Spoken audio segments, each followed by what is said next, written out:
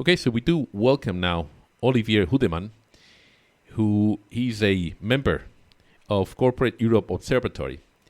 And we want to ask him basically about the lobbyist and in particular pharmacy lobbying in Europe. So welcome, Olivier, and thank you so much for being with us.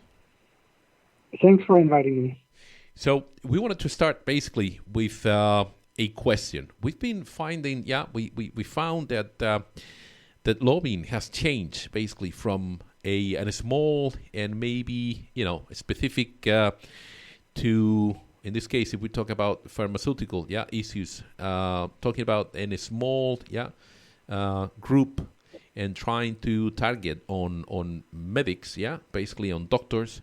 And we've been observing that now this lobbying, at least in Europe and in Spain, has changed into a more, broader spectrum. And now politicians are in the loop. Can you confirm, this our view and what what could you tell us about lobbying now in Europe? Well, I can confirm that that lobbying is a really major part of the way decisions are made in Brussels and EU decision making, and it's also increasingly the case on the national level with national governments. So in Brussels, we have seen a quite steep increase in the number of lobbyists working in the EU capital, working to influence policy making and lawmaking.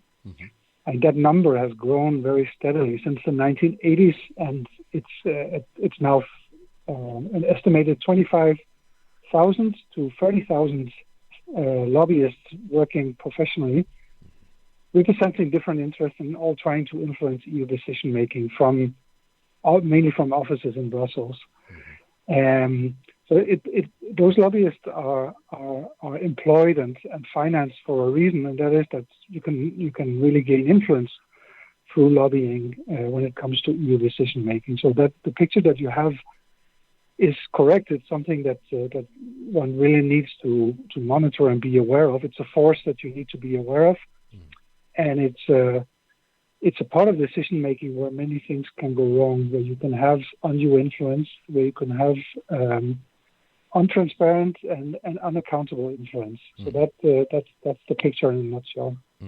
We're talking about 25 to 30,000 lobbyists, and this is a number which is staggering and more and more if you talk about, because for regular people who doesn't even know what a lobbyist is, this number is basically is huge. But even if you know what a lobbyist is, then it acquires a even broader or bigger issue. So you're talking about 25 to 30,000 registered people working in behalf of the of the interest of the pharmaceutical and other interest. It is an incredible number. It is a very significant number. I think what's important when you break down that number is that a big majority represents different types of commercial interests. So different types of business interest, and primarily big business interests. So to explain it very simply, for a large company, it's very easy to allocate a big sum of money, for hiring a professional lobbyist to open an office in Brussels, close to the European Commission or the European Parliament, and in that way invest in lobbying. It's something a big company can very easily do, and indeed that is what they do. For citizens, it's much more difficult to be involved in decision-making in that way. So there are NGOs with offices in Brussels. Luckily, there is some counterpower. But there's also a very clear and structural imbalance in how many lobbyists represent big business and how many represents different types of public interest. And that creates that has an impact then on the type of legislation that comes out, which in many cases unfortunately has strong fingerprints of that corporate lobbying on it. I see. So that's where the problem becomes quite acute. Mm-hmm.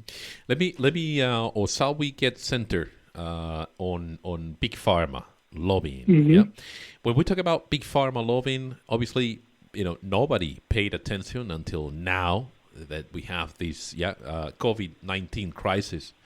But right now, for example, the pharmaceutical and more in particular vaccines, as a product. I guess there's a lot of, or there's been going, or we could suspect, a quite amount of lobbying right now on policy making. Yeah, what's going on right now in Brussels? What should we be aware? What could you tell us about this lobbying in particular? Yeah, I mean, I should say firstly that the EU has a lobby transparency register, and through that you can get some basic facts about who's lobbying and also what the pharmaceutical industry is doing. Mm-hmm. But it's far from good enough. The information is quite outdated. So to find out what's going on right now in the last few months is not easy, and the pharmaceutical industry is quite secretive. Mm-hmm. They're really trying to keep a low profile at the moment. But we have come across strong evidence of their lobbying. And I think if you can look at it in different phases. So the pandemic started in March last year, and we have reconstructed what the pharmaceutical industry did in the first 6 months after the pandemic broke out. And that was an attempt to make sure that the politicians did not depart from the traditional way of doing medicines policy, and that is to let the pharmaceutical companies be in the driver's seat, let them have a very dominant role in deciding what should happen with medicines policy. So that was also their goal for the response to the corona pandemic. And very importantly, they wanted to make sure that there was no departure from the very far-reaching protection of patents for pharmaceutical products. I see. So of so-called intellectual property rights. So that was what they were lobbying for last year in the spring and in the summer. Then, of course, the negotiations started about vaccines, the EU buying vaccines.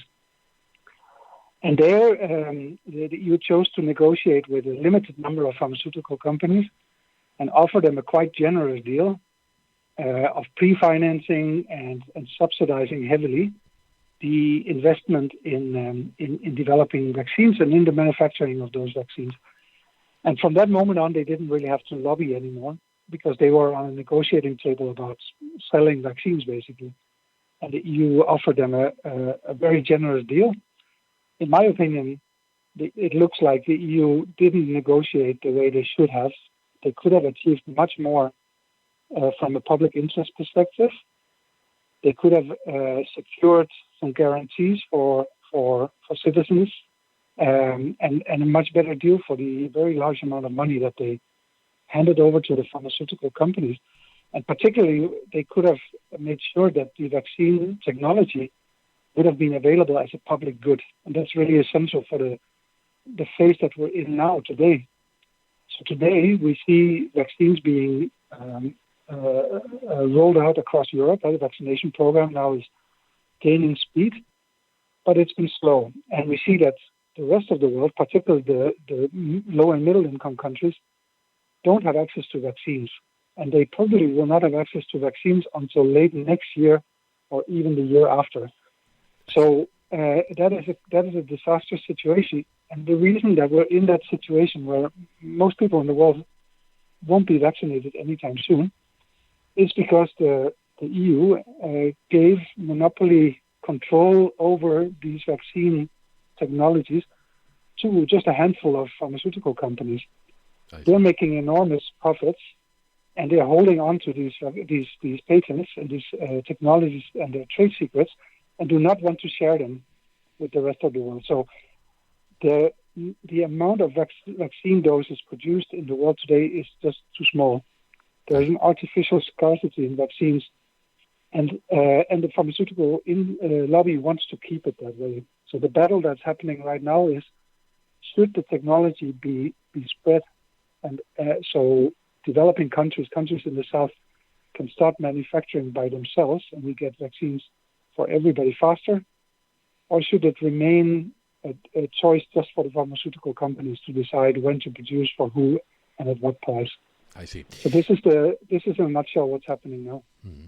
And let me ask you, because reading the contract with, for example, with AstraZeneca, we got a sample. Yeah, we got a contract. You can read that. Actually, you can read that it's the European Commission, the one actually signing, and negotiating the contract. Isn't that a little bit tricky? Because actually, nobody. It's voting, the members of the European Commission, but still they are the executive branch, and they decide, they sign, and they actually negotiate the contract. Isn't that a little bit tricky? Do you guys find this a little bit tricky or not? Yes and no. I mean, in principle, it's a good idea that the EU negotiated the 27 countries together, and with the European Commission coordinating, you could say. Because in principle, you're then stronger vis-à-vis the pharmaceutical industry. Instead of each country negotiating by itself against these giant companies. So that part of it was good. It's just that the negotiators didn't use that power that they had. They gave the pharmaceutical companies a far too generous and easy deal. And the companies are abusing that now. At the same time, my response to your question was also that yes, it's not the way the negotiations were done, and the role of the European Commission was problematic because it's been done behind closed doors with secrecy and a lack of accountability. So that is, at this moment, there's so much we do not know about these negotiations because the Commission has refused to be transparent and refused to be accountable. It's a responsibility they share with the member state governments. They were also involved in the negotiations, and they have also not been willing to be transparent and to be accountable. And that is why those mistakes that were made in the negotiations have not been properly scrutinized, and the EU institutions have not been held accountable for that yet. And the mistakes that were made are repeated now because of this lack of accountability. So in that sense, I agree with you. The lack of democratic control has been a big problem and is a big problem. I see. And so what do we, at the end, because I know that you guys at Corporate Europe Observatory, you guys are doing, and not only you, but we have other groups like yours, trying to obviously share a light on what's going on. But what should the Spanish people be concerned and aware so that these abuses don't happen? Because obviously people, I mean, let me this is a really broad question, but what I'm trying to ask is, what do you guys think that would be the best way for the citizens to really make a difference? I think the thing to do, the thing that everybody can do and should do, is to get organized. And we can get organized as citizens at all levels of our societies, right? We can get organized in a local group in our neighborhoods, in our cities, in our regions, in our countries, and on the EU level. And so that's the simple answer. We can organize and hold politicians accountable and hold the corporations accountable. But we can only do that if we're active and we're organized. And for the battle around vaccines and the corona crisis, there are organizations also on all levels, on the city level, on the national level, and there is a campaign on the EU level for vaccines as a public good. And that is a campaign that everybody can join. You can sign a petition. There's a very excellent petition called "The Right to Cure." And we're trying to gather 1 million signatures for this petition to make vaccines a public good, so everybody can get vaccinated as soon as possible anywhere in the world, and to avoid profiteering from the pandemic. So I would say that's the first thing to do, is to sign this petition, get involved in a local or national or EU level campaign for justice and for democratic accountability. I see. And then let me ask you, what is, from corporate Europe Observatory, what is your how you call it, like your final or your analysis on the situation right now? What is your main concern? As you check, as you are observing these lobbyists, what is your main concern on the industry? For the pharmaceutical industry's influence, particularly, yes. Well, I think we're facing a situation in which the pharmaceutical industry has over decades built a power base that is so strong that it was very easy for them to control what then happened when the pandemic broke out. And now we really need to undo that power base that they have, that power structure. And that is about making sure that EU decision makers take a far more critical look at the pharmaceutical giants, at these companies. And they start defining public health policy, medicines policy from the people's perspective and not from a corporate perspective. So there's an ideology that has taken roots in the EU institutions, and I think also on the national government level, and that we have to roll back. And that is a matter of strong campaigning and building counterpower. And really the corona crisis, this crisis that we're in, has shown how dangerous it is when you have this form of corporate capture deep into the institutions, and how important it is that we mobilize and roll it back and create space for democratic decision making and for a people-centered medicines policy. So that would be, I think that's the challenge that we're facing now. I see. Bueno, pues nada, Olivier, this is as far as we can go, because otherwise we're gonna go, over an hour and 30 minutes on the piece. So I do thank you.